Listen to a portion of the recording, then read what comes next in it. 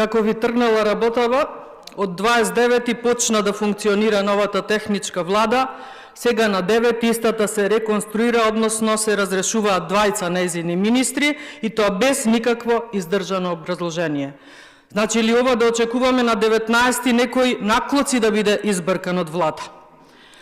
Па така е тоа кога сите сакаат да бидат власт и кога не сакаат истата принципиелно да ја заслужат и освојат, дали на избори, дали со гласање за нејзина недоверба. И не знам зошто некој би бил зачуден од постапката на техничкиот премиер. Навистина ли очекувавте принципиелност од негова страна или колегијалност или почитување договор?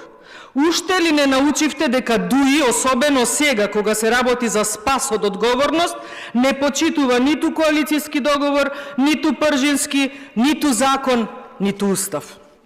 Сега заслужувате да ве оставиме и да ви го гледаме сеирот. Да си направиме огромна корпа со пуканки и да ве гледаме како се препелкате во собствените прашини.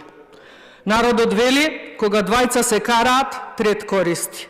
Јас за овој случај, да ви кажам искрено, ќе си седам настрана и ќе уживам исто како во некое дерби. Ќе си го искористам правото на збори на реплика само за да ве подсетам на нечии ставови и криминали и мудро ќе ве следам. И воопшто не ми е битно кој на крајот ќе победи и дали воопшто ќе победи, бидејќи брзо доаѓаат изборите и тогаш ќе победи народот. Што тој ќе одлучи, тоа и нека биде. До тогаш нека си мислат едните дека се власт, другите дека се опозиција на власта, третите дека се најважни и главни. Сега имаме и четврти, петти, ред се редат мале. Јас не сум добра во месење тесто и секогаш барам совети како да постигнам добро измесено тесто. Највештите во ова ми советуваа дека најдоброто тесто се постигнува со минимум 100 удари или тепања. Ова тестово што ви го замеси ДУИ машала ќе биде добро како што гледам. А бревеудираат по 100 пати и пак од 0 до 100, што во сад за месење, што од работна маса, па ве оставаат да скиснете, па пак ве тепаат и се така натака и се така навака. Што би ви рекол Али Ахмети, како и до сега. А вие кутрите, абер немате. Браните, гласате, излегувате, влегувате, а овие од вас кифлиња сторија, меки како душичка, а лауда вие. Ваква коалиција ДУИ ни на сон не сонувала. Затоа би ви рекла дека и малку вие, нека ве месат, нека ве удираат до 100 и пак до 100 и пак до 100 и така овие 100 дена. Оти си знаете вие, а си знаат и ДУИ, што после вашиот меден месец од 100 дена.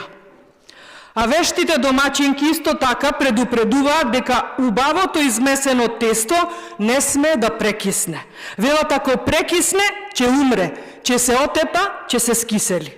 Додека не скиселите, нека ве меси ДУИ, а вие молете се да сте померка на ДУИ, оти ако не сте, ќе завршите како Меджити и Алиу денес. Тие барем на некој начин и ќе се спасат или ќе извлечат поука од ова, ама вие кои оставате и понатаму ДУИ да ве меси и тепа, внимавајте како ќе завршите. Дали како скиселено тесто или како препечени кифлиња и фрлени во канта за отпадоци.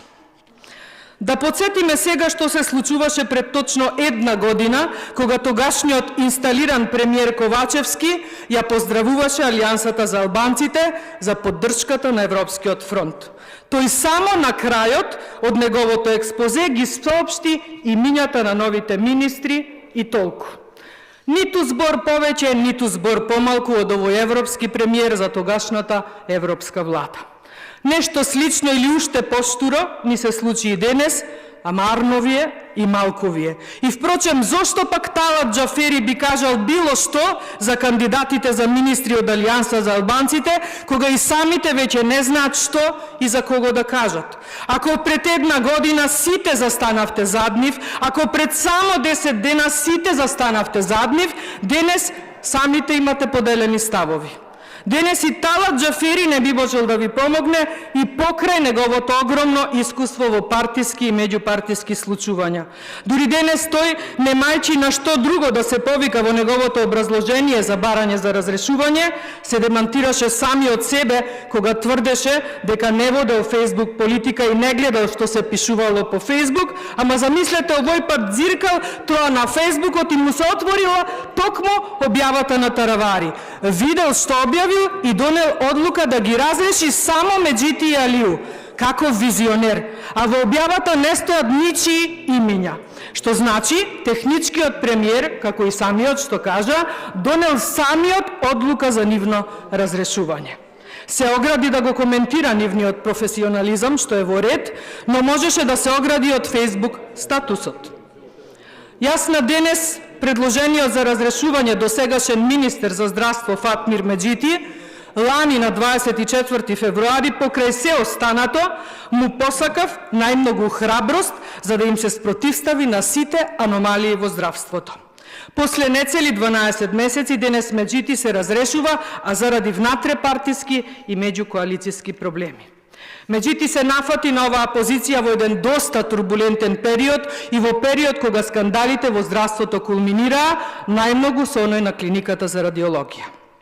Во парламентот доаѓаше на седниците за пратенички прашања и тука би го пофалила дека беше еден од најкоректните во односот кон пратениците, за разлика од поголемиот број негови колеги. Колега Меджити, храброст беше да се нафатите да го раководите здравството, но за мене храброст е и да имате свој партиски став и позиција и од нив да не се поместите ни чекор. И за тоа ви честитам. Денес имавте храброст и во очи да им погледнете на вашите сопартици и на сите кои пред година и пред само 10 дена ве гласаа. Им кажавте во очи многу работи.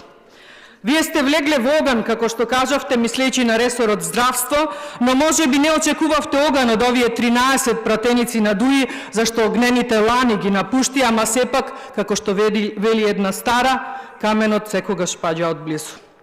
Ми се допадна и обраќањето кон пратениците на СДСМ. Како им рековте, немото соучесништво е најлошата форма на поддршка.